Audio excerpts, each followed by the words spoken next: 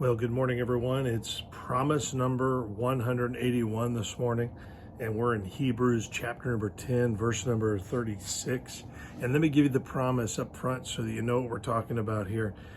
God promises that if you will persist and do his will, he will give you what he's promised. You'll receive what he's promised. And there won't be any catch. There won't be any hang up. He won't change his mind. If you do what he's asked you to do, he will do what he's promised to do.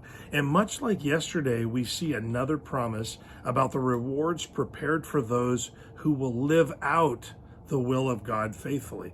There's a lot of people out there that say they love God, but they are not about the will of God. They are about their own will and their own plans and really their own design for their lives. And they go out and live that, and they really believe that some way they're excused from the will of God because what they're doing is important to them. They've made it so important that if they don't have it, their life won't be complete.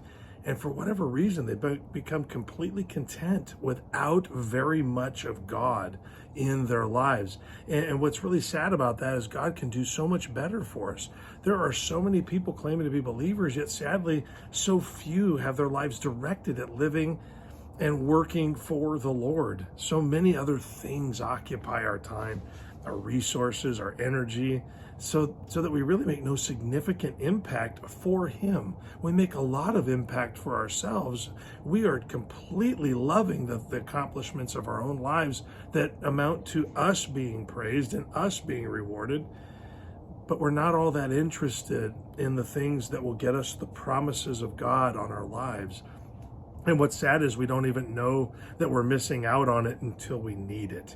And that's the key, is that there's things that we're going to need that God is ready to provide for his own, those that are living out the will of God. He promises that if we'll patiently live it out, that means continue to live it out over a long period of time. He promises the rewards will come in. We can't just obey once and then have the windfall of blessings. He's saying, I want you to patiently live out my will.